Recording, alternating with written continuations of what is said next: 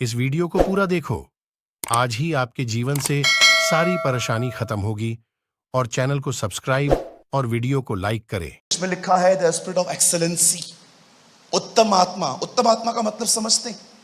English में लिखा है द स्पिरिट ऑफ एक्सेलेंसी, एक ऐसी आत्मा जिसमें वो कुड़कुड़ाता नहीं था, वो हमेशा धन्यवाद देता था हर चीजों के लिए। उसके अंदर एक एक्सेलेंट स्पिरिट थी। बाइबल बताती है डैनियल उन दिनों में एक जगह पे गुलाम था और बाइबल बताती है खुदा ने उसे वहां पर आशीष दी थी, उसे ब्लेस किया था। आप हमेशा याद रखिएगा, यहां देखिए सब, जब परमेश्वर का अनुग्रह आएगा उसका अनुग्रह तुम्हें उठाएगा, और जब तुम्हें अनुग्रह उठाएगा तो कुछ लोग तुम्हारे दुश्मन बनेंगे और वो तुम्हें नीचे आने की कोशिश ले आने की कोशिश करेंगे अलग अलग तरीकों से। लेकिन मैं आपको बताना चाहता हूं, उन पर ध्यान मत देना। परमेश्वर तुम्हें अनुग्रह पे अनुग्रह देगा, ग्रेस टू ग्रेस। बाइबल बताती है तुम अंश अंश करके बदलते जाते हो।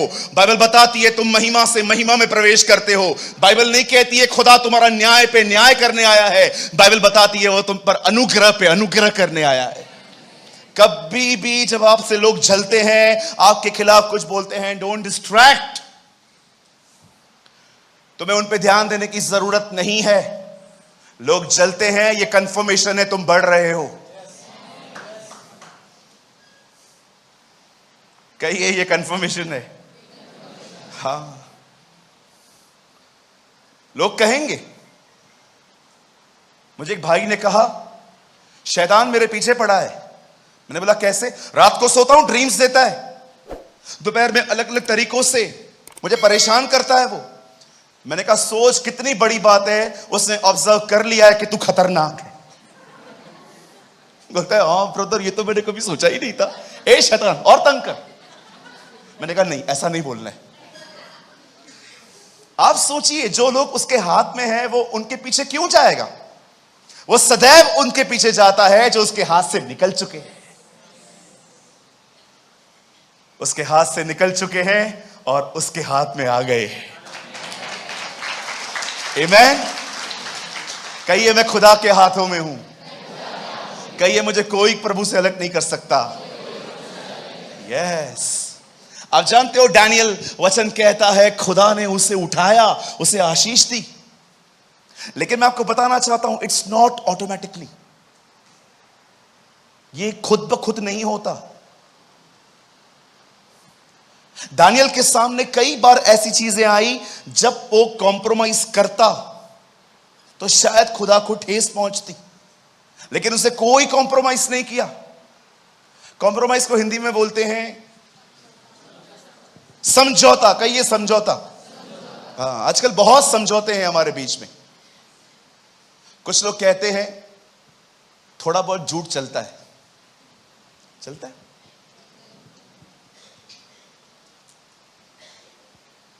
थोड़ी बहुत चीटिंग भी चलती है ना। मेरे एक दोस्त हैं, हम कोई टाइम पे दोनों गारमेंट्स में थे।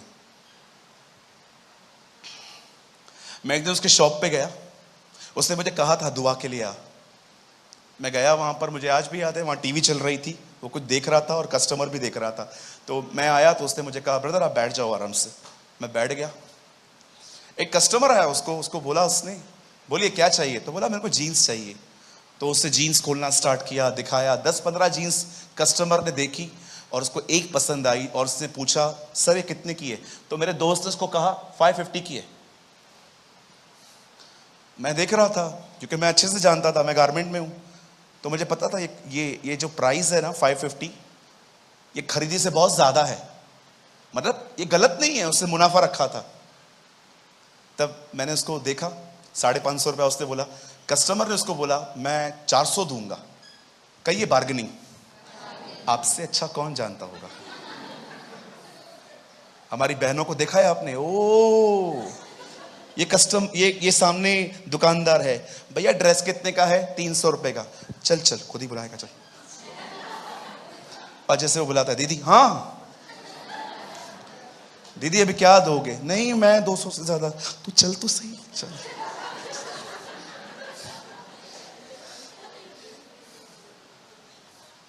मैंने मार्केट में ऐसे लड़के देखे थे, वो ड्रेसेस लगी रहती हैं ऊपर। मेरा एक दोस्त था, जवान लड़कियां आती थी ना, उनको बोलता था बैठो मैं आपको दिखाता हूं ड्रेस खोल खोल के। बूढ़ी औरतें आती थी, बोलता था ये सब लगी हुई हैं, इनमें से कोई चाहिए तो ले लो। मैंने बोला यार तू कितना खतरनाक आदमी है यार। मैं उसको सब देखता था, मैंने कहा यार, जवान लड़कियां आती थी, दीदी बैठो बैठो, ए चाय ले क्या, ये ड्रेस खोलेगा, ये खोलेगा, ये खोलेगा, देखता रहेगा उसको। लेकिन बेचारी बूढ़ी औरतें आएंगी, क्या चाहिए आंटी, ड्रेस चाहिए, ये सब लगी हुई है, इनमें से कुछ चाहिए। सूरज भाई कितना ऑब्जर्व करते हो, क्या करूं, गलती है मेरी, मन है मेरा। 550 रुपए की जीन्स थी उसकी। उस भाई ने कहा मैं 400 दूंगा। जानते हो उसने क्या कहा? अब ये पकड़ा गया। इसने कहा 500 रुपए में तो घर पे आई है, 50 नहीं कमाऊं।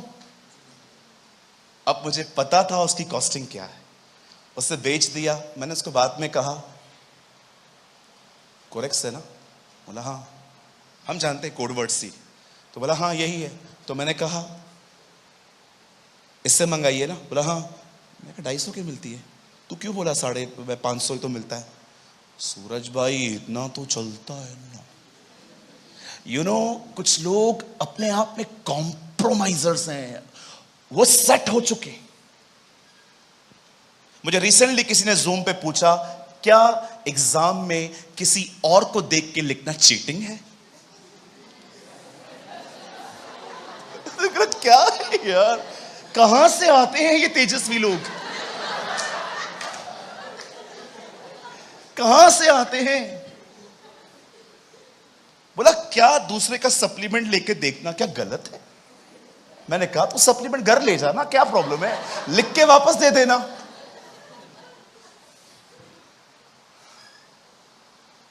कहिए हमें कॉम्प्रोमाइज नहीं करना। हाँ, जब आप कॉम्प्रोमाइज नहीं करोगे ना तो लोग आपको कहेंगे कि आप बड़े कट्टर हो।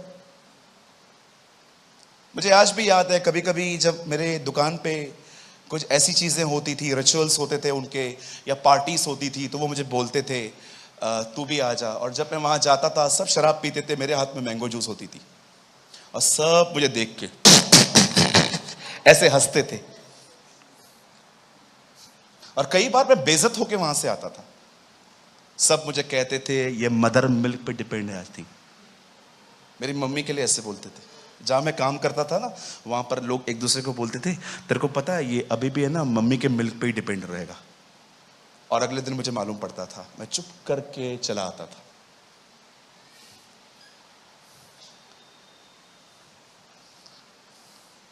उन्हें क्या पता कि उसका हाथ हम पर रहे, उसके लिए हमें कॉम्प्रोमाइजिंग लाइफ नहीं जीनी है। क्या चाहिए आपको? दुनिया? कहिए 1000 रुपया अशांति से कमाने से बेहतर है 300 रुपया प्रभु के भय के साथ कमाया जाए। नहीं, मुझे पता है जल्दी अंदर 300 भैया बहुत कम है ना, तो थोड़ा बढ़ाओ ना भैया। 300 रुपया तो मेरा बच्चा चॉकलेट खाता है भैया। पैसे के मामले में है ना हम लोग बड़े शार्प है। बाइबल क्या बताती है? डैनियल कॉम्प्रोमाइज नहीं करता था। उसने एक दिन कहा मैं इस रोटी को नहीं खाऊंगा क्योंकि ये गलत है। परमेश्वर ने लिखा है उसके निर्णयों को आशीष दी, उसके डिसीजन को परमेश्वर ने ब्लेस किया। हर दिन प्रभु से उठाता रहा। और एक दिन पता है क्या हुआ? उसके इतने दुश्मन पैदा हो गए, उसके इतने शत्रु पैदा हो गए कि उन सब लोगों ने मिलकर एक काम किया। कहिए एक काम। कहिए उन्होंने एक काम किया। 1 सेकेंड, इसे मैं ही रखूंगा। कहिए उन्होंने एक काम किया। जानते हो जब डैनियल को परमेश्वर ने बढ़ाया, उसे आशीष दी। इन सारे लोगों ने एक झुंड बनाया और ये सब राजा के पास जाके कहते हैं, राजा तू चिरंजीव रहे, O king you live forever. हमने एक बात सोची है, आज से लेके कुछ दिनों तक हर व्यक्ति जो भी अपने काम पे जाएगा वो सबसे पहले तेरे सामने आएगा, तुझे दंडवत करेगा, तुझे बाव करेगा, तुझे सजदा करेगा, तेरे सामने झुकेगा और उसके बाद वो अपने काम पे जाएगा। और जो ऐसा न करे उसे दंड मिले। आप जानते हैं एक आदमी को गिराने के लिए लॉ पास किया गया, जस्ट एक आदमी के लिए, एक आदमी को नीचे गिराने के लिए। क्या आप में से किसी ने इस तरह की जलन को फेस किया है? इस तरह की जलन, ओ क्या ऑपोजिशन थी उस लड़के की, सॉरी उस अंकल की। बाइबल बताती है उसके खिलाफ एक लॉ बनाया गया और बाइबल बताती है हर दिन लोग राजा के सामने सजदा करने लग गए, लेकिन एक बार भी किसी ने दानियल को नहीं देखा उसके सामने झुकने को। वो हर बार अपने परमेश्वर के सामने घुटने टेक कर प्रार्थना और धन्यवाद करता था अपने कमरों में जाकर, क्योंकि वो जानता था व्यवस्था की पहली आज्ञा यही है कि तू मुझे छोड़ और किसी को प्रणाम मत करना। वो जानता था कि मुझे सिर्फ खुदा के सामने सजदा करना है। और एक दिन पता है क्या हुआ, जब वो अपने पहले माले पे गया, मैं चाहता हूं ब्रदर एक वर्ड यहां पर आप कोट कीजिए, यहां देखिए दानियल 6:10, यहां देखिए, ओ कुछ आप सीखेंगे अब।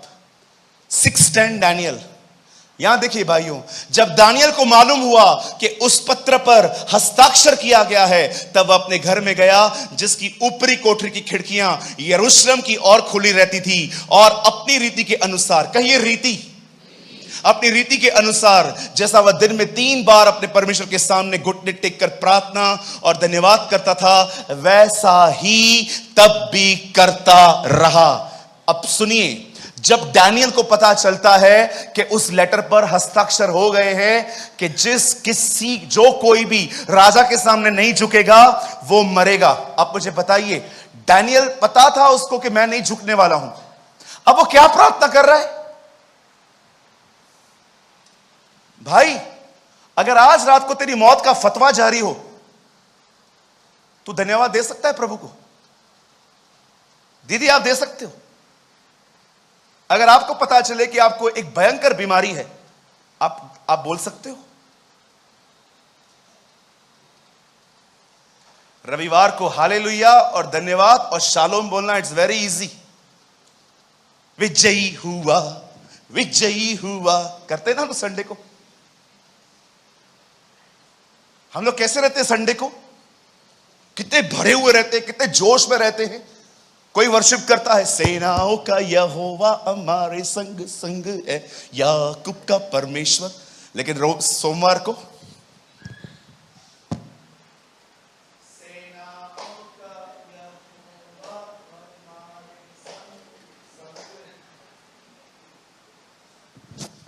ये ग्लूकोज सिर्फ एक ही दिन क्यों चलता है?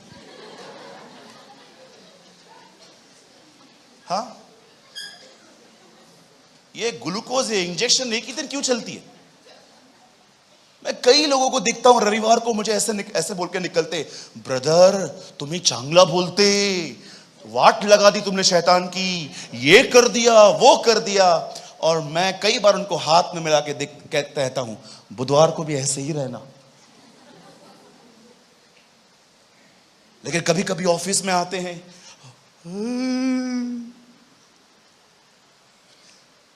ये वही है ना रविवार वाला? हाँ यही है। क्या हुआ ब्रदर आपको? 28 तारीख को सैलरी आती है, 1 तारीख हो गया है, अभी तक सैलरी नहीं आया। कल मैंने उसको बोला देने के लिए तो बॉस सुना दिया। ये इंजेक्शन एक ही दिन क्यों चलता है तेरा भाई?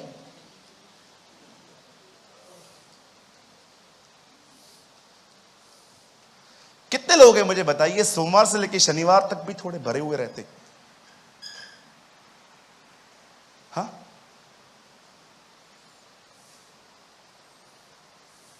आपने कभी जीसस को देखा फैंट होते हुए? सोचो, प्रभु इतने लोगों को ठीक करता था लेकिन कभी कभी अच्छे रिस्पॉन्स नहीं आते थे। कभी ऐसा हुआ कि वो घर पे बैठ गया एक दिन और मरियम को सब पूछ रहे थे यीशु कहाँ है, घर पे बैठा है, और सबने दरवाजा खोल दिया और यीशु बैठा हुआ था और टीवी देख रहा था। और पतरस आया, प्रभु प्रभु लोग ढूंढ रहे हैं आपको। ढूंढने दे प्रभु, क्या हुआ क्या? जा इधर से। प्रभु टीवी देख रहा है, चैनल चेंज कर रहा है। प्रभु मुझे कुछ तो बता। समझाए नहीं कही तू? हाँ वही। कभी आपने यीशु को ऐसे देखा फेंट होते हुए? फिर यूहन्ना आया, खुदा मैं तो तेरे करीब हूं, मेरे को तो बता हुआ क्या? कोई किसी का नहीं है। Have you seen Jesus like this? कहिए ये तो मैं हूं। कभी आपने हमारे प्रभु को ऐसे देखा? मैं एक दिन प्रचार कर रहा था कि यीशु प्रचार कर रहे थे, और उस रात लिखा है यूहन्ना 8 में वो पहाड़ पर जाके जैतून पर सोया था। मैं प्रभु को कह रहा था, प्रभु यार तेरे पास तो घर था, तू जा सकता था वहां पर। मेरे प्रभु ने कहा, तुझे पता है एक बार मैं प्रचार कर रहा था, किसी ने मुझे नहीं कहा कि हमारे घर पे चल, और मैंने ऊपर देखा आसमान साफ था, कोई बारिश नहीं थी, और मैं जैतून के पहाड़ पे जाके सो गया। मुझे बताइए, अगले दिन 8 अध्याय में लिखा है वो मंदिर में आया और उसने उपदेश दिया। ऊपर कैसे सोया था? वहां पलंग था कि पत्थर थे? सोचो अगर आप होते और आपको सारी रात वहां सुलाते और आप पहाड़ से नीचे उतरते तो आप कैसे उतरते? और लोग आ गए खुदगर्जों।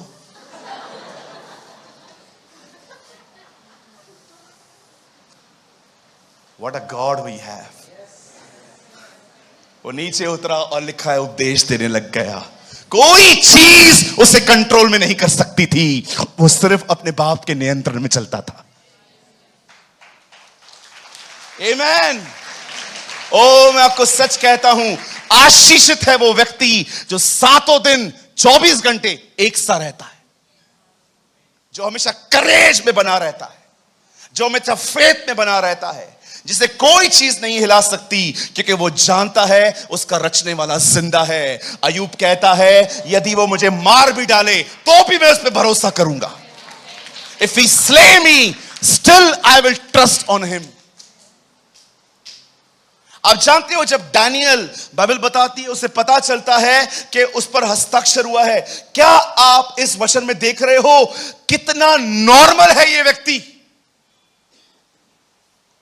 कितना नॉर्मल है अपनी रीति के अनुसार। ओ अगर मुझे पता चले ना कि मेरे खिलाफ फतवा जारी हुआ है, मैं तो सीधा वहां जाके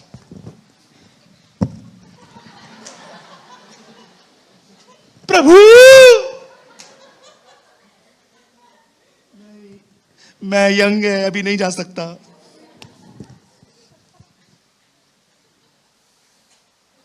मैं तो लेट जाता। मेरे साथ कितने लोग और लेटते अगर तुम्हारे खिलाफ फतवा जारी होता तो? हाथ उठाओ। तुम लोग ज्यादा आत्मिक मत बनो। हां अभी कितने भाई लोग, अगर आपके खिलाफ फतवा जारी होता तो मेरे साथ कितने लोग बाजू में सो जाते? हाथ उठाओ। जिनके हाथ नीचे हैं, मीटिंग के बाद मिलके जाना, कुछ सवाल है मुझे तुमसे पूछना। ओ अगर मुझे पता चलता, बिलीव कीजिए मैं तो बैठा रहता, मेरे को बच्चा। यस, कितना नॉर्मल है ये। आप पढ़ के देखो, बहुत हल्का पढ़ा है आपने इससे। द बाइबल सेज अपनी रीति के अनुसार, उसे कोई डर नहीं है। उसने एक बार यहां पर नहीं कहा है कि मुझे बचा लेना इन लोगों से। और जानते हैं, जब वो प्रार्थना कर रहा था, वो धन्यवाद कर रहा था, अमेजिंग बात देखिए, उसी समय वो पकड़ा गया और लोग उसे पकड़ के राजा के सामने लेके जाते, कहते सी द विक्टिम, ये देख ये बंदा तेरे खिलाफ काम कर रहा था। आप जानते हो, राजा उसे बचाने का उपाय ढूंढने लगा था। जब परमेश्वर का अनुग्रह आप पर आएगा ना, आपके दुश्मन भी आपके फेवर में खड़े हो जाएंगे। The grace will come. वो लोग जो तुम्हारे विरोध में हैं, बाइबल बताती है जिनका चाल चलन खुदा को बाता है, परमेश्वर उनका शत्रुओं से भी उनका मेल करवाता है। भाई ये काम कर जो उसने किया था।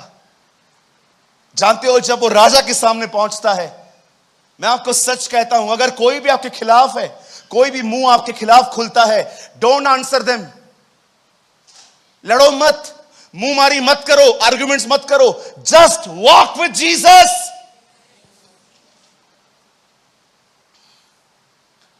दाइयां तेरे घर पर पोछा मारेंगी, राजा तुझे सलाम करेंगे, इससे पूरा नगर जान लेगा कि तू यहोवा का है। यू नो, खुदा ने हमें एक प्रॉमिस किया है कि बड़े बड़े अधिकारी तुझे ऐसा करेंगे। मैं नहीं चाहता कोई ऐसा करे, लेकिन this is a word of the lord. राजा तुझे सलाम करेंगे, राइयां तेरे घर पे दाइयों का काम करेंगी, तब सारा इज़राइल जान लेगा कि तू मेरा है। आपको नहीं पता कि परमेश्वर कैसे चीजों को बदल देता है। किसी को भी, जो भी आपका विरोध करते हैं, आपके लिए बुरा भला कहते हैं, आपसे नम्र निवेदन है, किसी से लड़ो मत।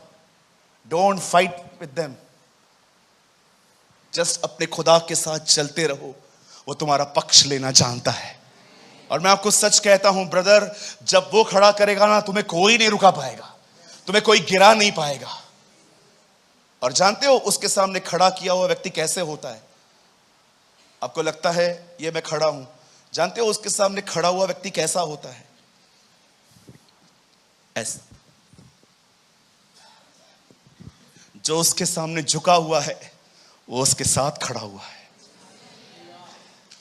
क्यों प्रकाशित वाक्य की अंतिम किताब कहती है कि 12 प्राचीन सो गए उसके सामने, उन्होंने अपनी बुजुर्गी उसके सामने रखी। मुकुट, कहते हैं बहनों की शोभा बालों में होती है। कभी सोचा आपने क्यों उस बहन ने अपने आंखों से पानी निकालकर उसके पैरों को अपने पांवों से पोंछा था? उसने अपना सबसे वैल्यूबल ऑनर उसके पैरों पे रखा था।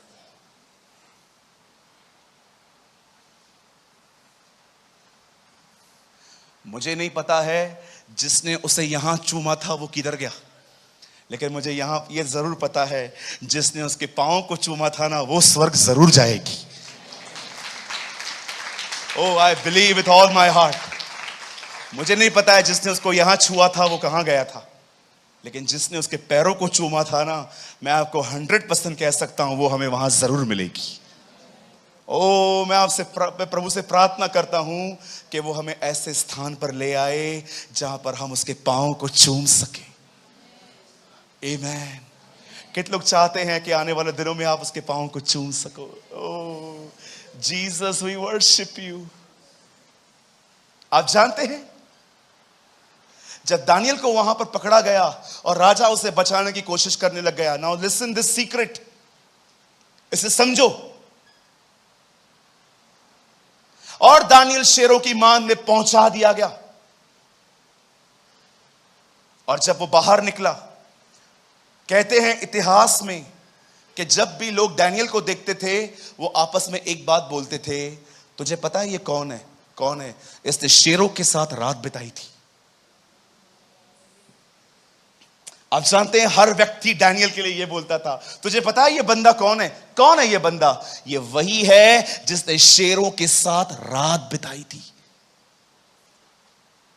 अब सुनिए, मुझे बताइए वो कितनी बार प्रार्थना करता था? ऐसा कीजिए, मुझे दिखाइए। वो दिन में 3 बार प्रार्थना करता था। क्यों? ऐसा क्या मिलता था उस गवर्नमेंट एम्प्लॉय को कि वो दिन में 3 बार समय निकाल के दुआ करता था? मैं आपको बताऊं वो क्यों जाता था और खिड़कियां खोल के उसे वहां से पुकारता था। आप याद रखिए, दानियल की दिलचस्पी, उसकी डिजायर बचने